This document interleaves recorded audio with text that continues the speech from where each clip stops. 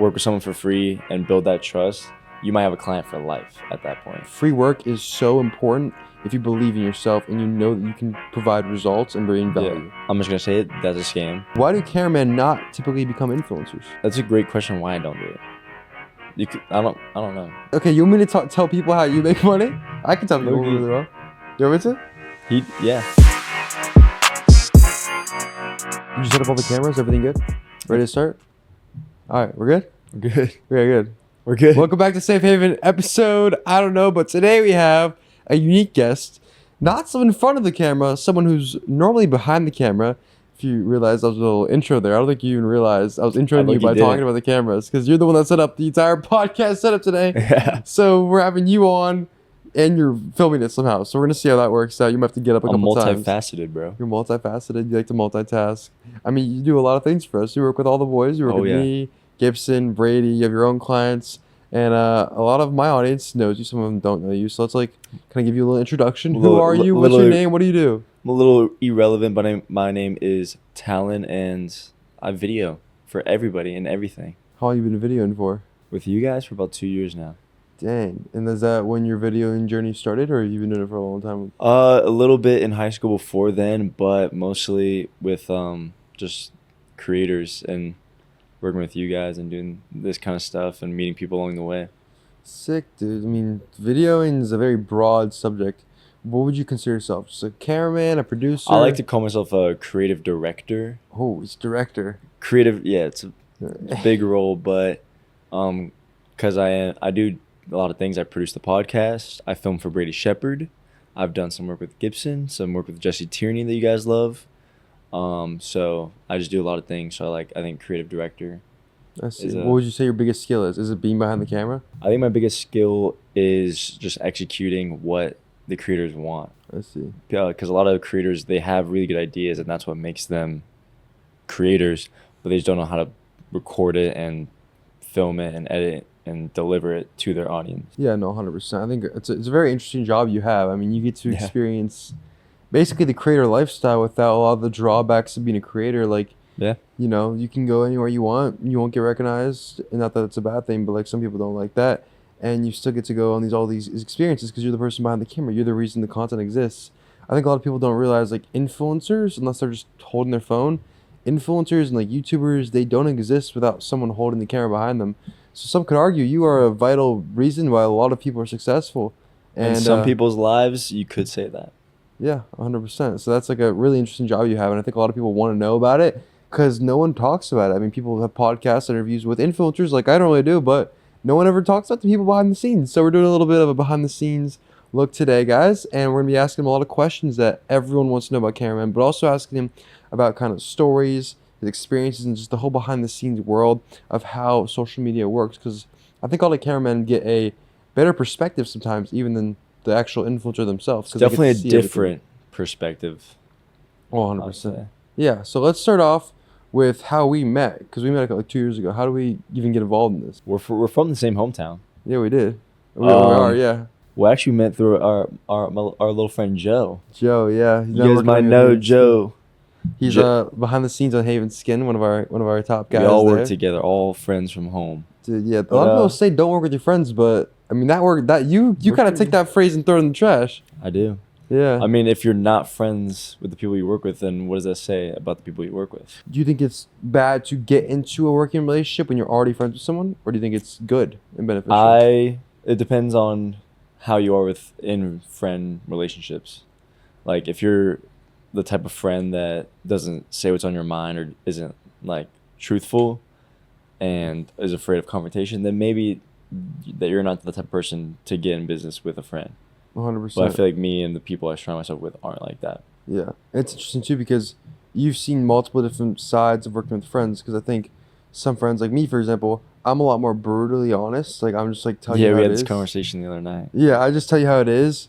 Well, like some of our other friends that you work with, like they won't tell you something. It's like you don't know whether or not it's good, bad. And I think there's so many different ways to work with friends, but overall you made it work. And it's interesting to see because most people recommend not doing it. Well, oh, you're checking the little... See, this is the thing. During this podcast, he's going to be double-checking stuff. Low-key a little nervous there, but we're good. He thought he muted himself. This is awesome. So we're I lost my train of thought a little bit, but yeah, let's dive into kind of the behind the scenes real influencer experience. Tell me what it's like to film. You work mostly with Brady. You work for Mostly me with a lot too. Brady Shepard. I'm his full-time videographer. Yeah. And that's definitely from all the people I've worked with, definitely the most interesting and most um, stories I would have from that. So yeah, let's go behind the scenes because he's your main person. I know you've done some stuff for me, but it's mostly podcasting. With Brady, you guys travel. You have dating shows. Walk me through like the behind the scenes of like filming for like an actual YouTuber and being there while all those collabs happen. Everything. Just run me through like what a real YouTuber's day looks like. Well, especially for Brady, this is a real job, bro. Like this is a real job. Um, we're doing actually a new series. I'm not gonna spoil it, but you'll see it. No, everyone knows the series. The new series? Yeah, everyone knows the speed blind dating. Oh, so we've been doing speed blind dating. But what was actually the most difficult thing I think we've done was the last dating show. The preparation is one of the biggest things.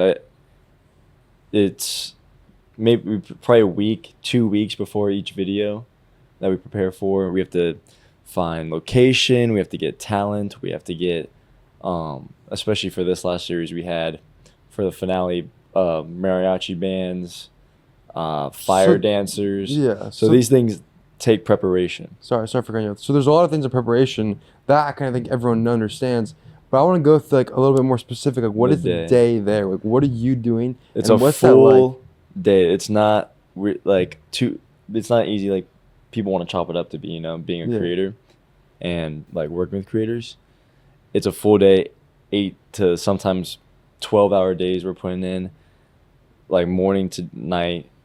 We're preparing. I'm getting camera equipment ready. We're contacting all our talent, making sure everything's coordinated. And I'm the only cameraman on set usually. That's crazy. When we film. So sometimes I'm working 4 different camera angles and I have to keep all those monitors at the same time. I have to check everybody's mics, make sure they're all like working and collecting audio. And it's a full production with Brady. Would you say that most of the time you spend in a day filming is behind the camera, or is it helping creatively? Because you call yourself a creative director. Is most of it behind the camera, or is most of it helping out, making sure everything goes smoothly, and creatively making sure the ideas and processes run smoothly? I would say it's really 50-50.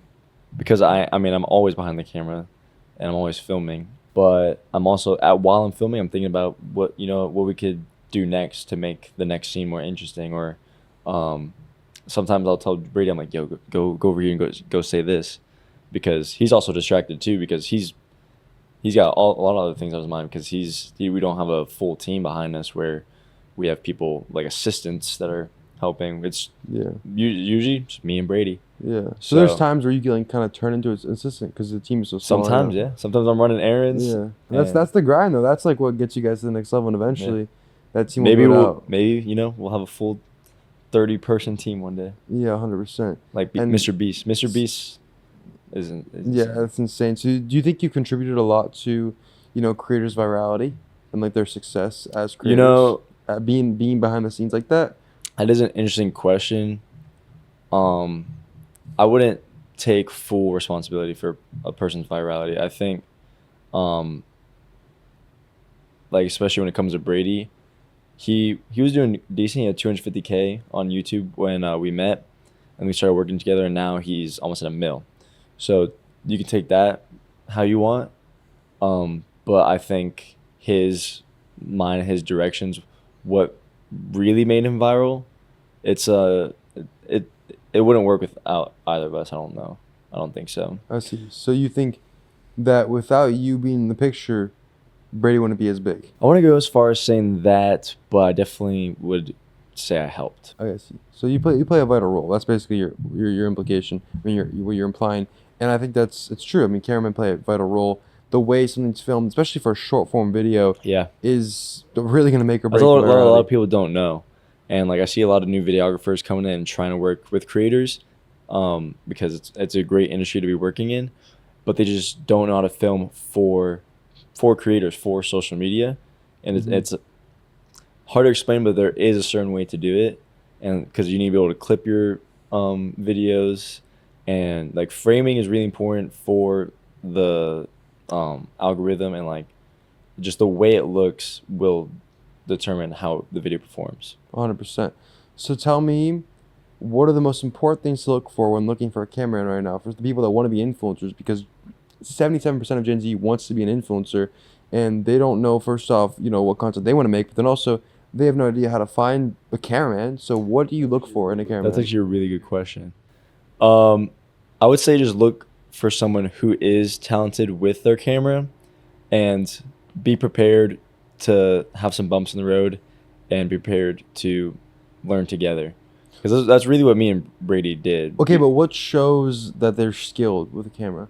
What can be a giveaway that this person knows what they're doing? What do good cameramen When I say in or that know? sense, they just need to know how to operate their camera. And you can tell that by their prior work, if they have any, which they should. You should have some prior work if you're trying to film. But you just need to know that they know how to operate a camera. That's the baseline. But for what I think is the best advice for creators is that you need to be prepared to learn together. Because, I mean, creator videographers is such a new thing and there's no schooling for it, that you're not going to immediately find someone necessarily that knows how to do that. Yeah. So what I would do is, it's kind of the same situation as me and Brady. I actually worked with him for free for a long time because I was learning. So in that period, I was just working with him for free. I messed up some videos, some big mistakes there. There's definitely some mistakes, but you learn you've from gotten them, better.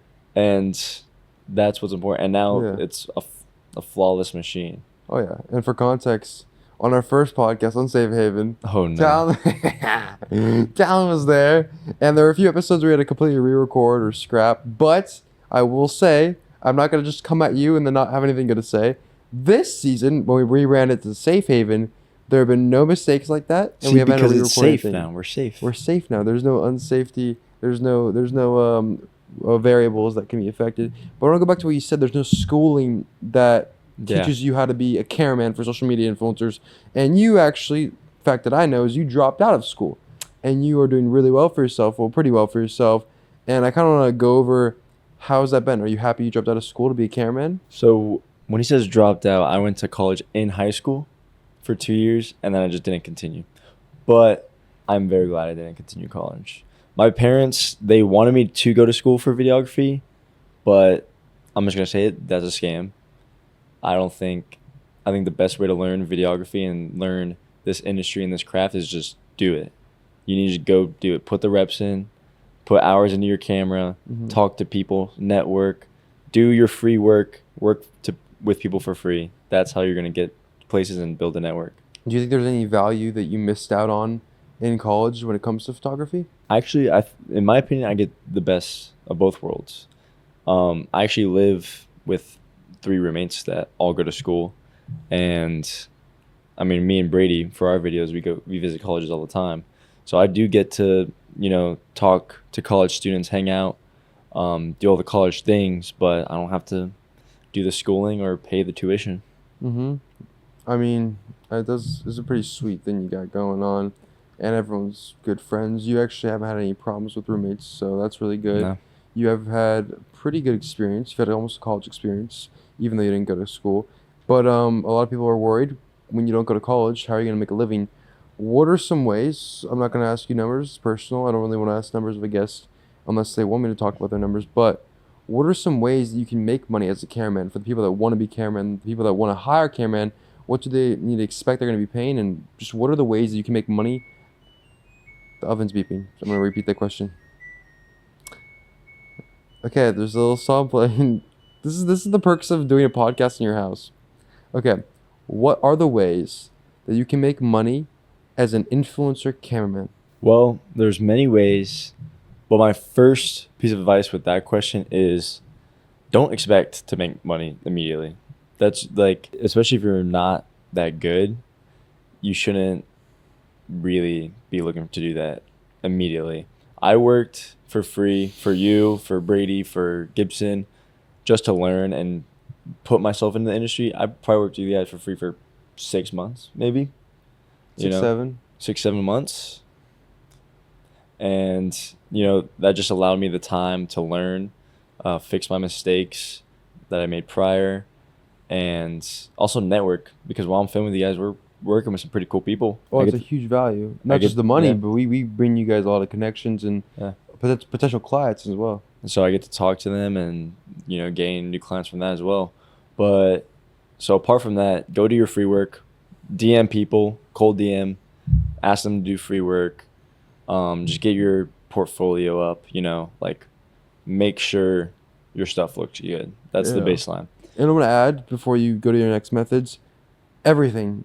Photography, my skincare hires, a lot of people that get good jobs is because they believe in themselves. And when you believe in yourself and you believe that you can do good work, offering it for free at the start to show your value is the best way to get your foot in the door. Yeah, that's a great point. Free work is so important if you believe in yourself and you know that you can provide results and bring value. Yeah. Especially in this circumstance where like what you said, like guaranteeing that you can provide results.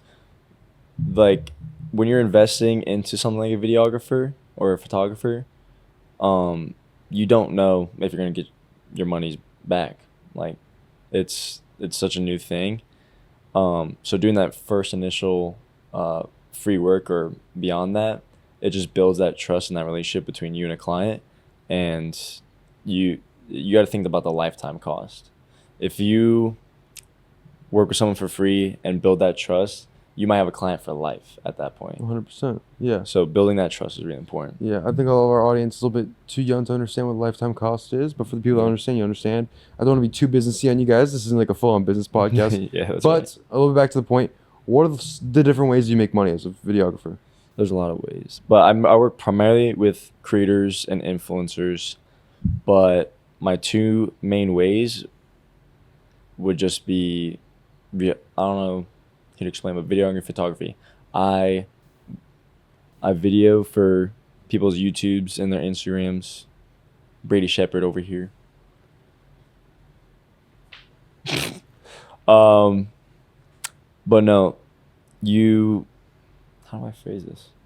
We're not pausing, so we're not pausing. How do you phrase it? Okay, you want me to tell people how you make money? I can tell people really well. You want me to?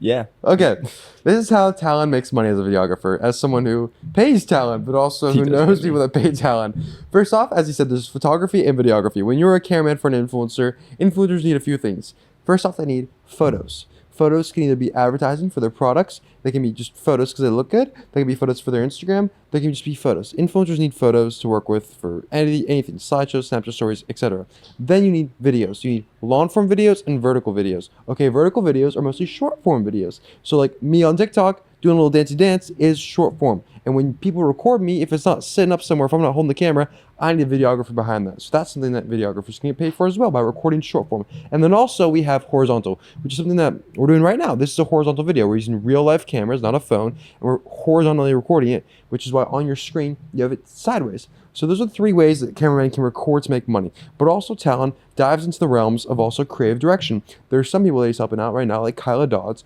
with actual videos, editing, and also just creative direction. So there's a lot of different ways that videographers can make money. And one thing that Talan does himself very, very well, because I'm basically just a bio guy right now. He's doing really well. Yeah, I know I'm doing really well. I talk really fast. I can cover everything. One thing Talan has been doing really well recently is he's diversifying. So Talan likes to do a little bit of everything. So he's doing a podcast vertically right now. He does short form. He does Snapchat stories for many people. He also does creative direction for people like Kyla Dodds. He also does photos, if I didn't mention that earlier. And he's doing... Actually, I guess he's a guest on a podcast, so you're also an influencer now. So those are kind of the ways you can make money as a cameraman. But no numbers. What would you say? That was really good though. The safest and most effective way to make money as a cameraman is yes, videos. So in my opinion, the safest way, you need to understand your deliverables, and what deliverables are. It's a big word. Is just what you do for people. So my deliverables for Haven over here is that I film this podcast for him. For 1 hour every week, I film this podcast, and he pays me a certain amount. It's very clear. He understands what he's getting. I understand what I'm getting, and there's no miscommunication.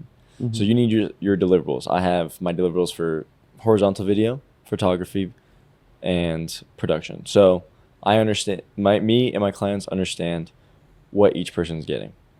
So you can do that by setting a day rate, an hourly rate. You just need to know how much you're getting paid and what your client is going to receive from that payment, if 100%. That makes sense. And there's still, guys, if you want to do this job, there's still a huge need for professional, good cameramen. Yes, there is. There really is. Yeah, so this isn't a job that's oversaturated. If you guys want to get involved in it, it's a brand new job that's just getting bigger and bigger and bigger. And it's easier and easier and easier as time evolves. And the real way you're going to beat the competition, even the slim competition there is just putting yourself out there. Content is a great way. Market yourself. I don't really do content, which is kind of bad. I need to get into it more. But talking to people, networking, DMing people, it works. It really does work. Oh, 100%. Have you ever, okay, now we're going to go to a branch. A lot of people don't really ever, actually, no, a lot of people think about this. I myself think about this. A lot of cameramen are behind famous people like Mr. Beast, these huge celebrities, and they're these cameramen that are pulling millions of views for people. Yeah. But they don't do it themselves, but they know exactly what goes into it. Do you ever see yourself becoming an influencer? Or like, why do cameramen not typically become influencers? You know, I have considered it, and I'm surrounded by it all the time, and I see what content does for people. But that's a great question why I don't do it. I don't know. Maybe I don't think I don't have the face for it or like the personality, but I mean, dude, you got the face for it. Every time we film, I guess the girls that we film with, they always want you. Let's disclose information. No, we were just filming the blind dating thing, and this one girl that was on a date with another guy was like, I want to go on a date with the cameraman. So he put her on a date with the cameraman. Insane. I mean, that's just what happens when you're around. So I mean, you got the face, bro. I think you're just scared. Low key, maybe. I mean, I'm not scared of like backlash or anything. It's just like, the big thing is like, what do I post? Yeah, and it's enjoyment. Like you have to like actually want and like it. Like I know you like cameras. Like that makes sense. If you're not passionate about content and making it yourself, that makes sense. Like why you wouldn't do it as well. Sometimes I don't know if I will provide value to somebody. And like that's what I want to do. Yeah, I think a lot of people want to see the behind the scenes of a cameraman though. So if you guys ever want to see that, I do have some interesting behind the scenes. Yeah, I mean, let's dive into that. I mean, I think you've probably done some crazy things. We're gonna play a little game. Give us your best ever story as a cameraman, the coolest things ever happened, and then give me the worst experience you've had as a cameraman, or the worst thing that's happened as a result of filming a video. That's a good one. A lot of these stories will just come from working with Brady because if you've seen the videos, they're insane. Yeah, for sure. But I think the craziest story from behind the scenes. You get some time to think. I do need to think about this. One of the craziest doesn't have to be the craziest. Cool, crazy, fun, awesome. There's got to be something that's coming to mind. I feel like, I don't know. I'm gonna keep blanking on this. This is like, I have the stories, I have them, but they're just. That's what people want to know. They want to hear the stories. Like, what is it like? Like, tell me the worst, something bad, a bad experience you've had because of a video. Like, oh my god, those are easy to remember because there's a lot of them. The number one I can think of right now is, like, me and Brady drove like a total of maybe like 11 hours to this. I think we were going to college or something to film, and just a conglomerate of unfortunate happenings. We just couldn't film it, and that happens more often than not. Wait, what do you mean? Just like, when was this? What video? It was when we were doing the college Riz. Really? You drove 11 hours? Yeah, it was like 11 hours. I mean, there and back. Where was it to? I think Tallahassee. Really, Tallahassee? And you never filmed? Yeah, unfortunately. Is that confidential? What happened? It's nothing like bad. It was just like, and that happens a lot, especially when we were flying as often as we did. Just a few months ago, we were traveling to LA and Texas and New York. Sometimes we miss our flights, and sometimes we're stuck there for an extra day. And we figure it out. We get the videos out, but the scheduling is really hard. This is probably the hardest part. Yeah, I see. So, worst story. You guys basically drove 11 hours and then weren't able to get anything out of it. Have you had anything bad or scary happen to you, or been any situations that you didn't really like? Scary? I mean, sometimes, like, especially when we were doing, like, a year ago, when Brady was doing his Riz content, we low-key get pressed sometimes. Pressed by, like, dudes and stuff. But nothing ever, like, too bad. But, you know, Brady handles it. He was like, and they backed off. There you go. Well, I guess you can't think of a good story, though. It's hard. Okay, I'll come back to you guys if I come can back. think of I have one more topic though to go over before we wrap this up. But as a cameraman, do you ever feel disrespected or, you know, kind of looked down upon because you aren't really the sensation themselves? But like, do you feel like people ever look down on you like, oh, it's just a cameraman, and they try to just like look like disrespect you? You don't know. I think, actually, like, sometimes I interact with the fans. Like, sometimes I do get recognized. Surprisingly enough, from the very little screen time I have, I do get recognized. I actually got recognized the other day for the blind dating. There we go. And I was like, that's super cool. But no, they're always very interested. They love to ask questions about like what the industry is like and what it's like being a cameraman for you guys. But they're never like, oh, you're not famous, you know? Yeah. But and that doesn't bother me either. Like, I like the life I live. Would you ever want to be famous under the limelight? You know, that's a good question. I've thought about it, like in terms of like your level of notoriety. I don't know how I would manage that. It seems like a lot. And it's a blessing. I mean, I think it depends on the person. I personally have been very grateful for it, and I've been able to build an audience that's like not toxic. Like, there are audiences that are just like these like diehard like angry guy fans and very toxic. Hold on, guys. I actually have to check the cameras right now to make sure they're still rolling. But I have one more question. If you guys can't tell, he's getting back because the camera just turned off. He had to go fix it up right there. A little double action. Producer moment. Yeah, producer moment. But I have one last question before we start wrapping it up. Do you ever feel disrespected or looked down upon because you're behind the camera and not in front of the camera? Yeah, that's a good question. Honestly, no. Like, sometimes I do interact with like the fans, your guys' fans, and sometimes I get noticed, surprisingly enough. Like the other day, I got noticed for blind dating, our blind dating show. Yeah. And it was actually pretty cool. But they're usually just like interested. They want to hear what it's like being a cameraman. They like to know about the money. Everybody wants to know about the money. But they're usually respectful and nice about it. But I don't know how I would even handle like fame or notoriety if I were in that position. Yeah. I mean, everyone handles it differently, obviously. I mean, you've seen probably online there's been crash outs, there's relationships that fall apart. So everyone handles it differently, and I think everyone's meant for their own thing. So some people are meant to be behind the camera, some people are meant to be in front of the camera. Who knows what you're meant to be? You might be meant for the camera. I mean, who knows? I mean, you have no reason against being in front of the camera. You could just don't know why you've done it. So guys, comment if I should be an influencer. Imagine after this, I lose Brady a cameraman because you guys love talent so much. That's another thing I've thought about. Like, what if I start doing content and that does well for me and I can't be a cameraman anymore? Then what do I do? Yeah. Dude, that'd be so funny. This podcast I'd have to join. Viral. I'd have to be your guys' roommate at that point. Yeah, dude, that's insane.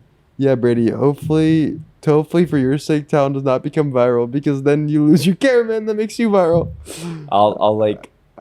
I'll train the next one. Oh, you'll train the next one. Okay, like me. All right, so you guys are still allowed to make Talan famous. What about for podcasts? Will you train someone for podcasts? No, Haven, I'll never leave you. They'll never leave you up for podcasts? Awesome. Well, I appreciate your time today for setting this up and then being on it. You went quite a ways to be on this today. So. Oh yeah, I live 4 hours away. He does live 4 hours away, but he comes down here every single week. You should probably just move down in this area at this point. Probably should just live on this couch. You basically do live on this couch. Yeah. Yeah, but that's talent. If you could tell that we had this podcast on from sun out till now darkness. That's this week's episode. Let us know if you guys want more people with like jobs like him. Like I think influencers a job, but I mean like more traditional jobs. Even though cameraman's not really traditional, you know what I mean? Like it's like traditionally like I think the behind the scenes is the coolest part. Yeah, it's super sick. So let me know if you guys want more people like cameramen, doctors, construction workers. We can go that route, or we can have more influencers on. We can have whatever you guys want because you guys are the puppeteers. You guys have the strings and you can pull the puppets. So yeah, thank you guys for watching. I love you guys so much, and God bless. Bye, guys.